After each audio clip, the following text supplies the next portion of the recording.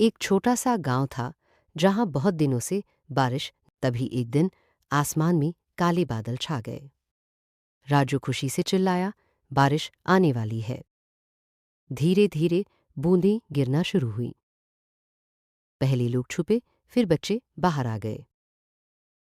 राजू ने दोस्तों के साथ कागज की नाव बनाई और कीचड़। एक अंकल छतरी लेकर निकले, लेकिन हवा ने उसे। गांव के लोग मिलकर गाना गाते हैं और नाचते हैं। बारिश सिर्फ पानी नहीं लाती, खुशी भी लाती है।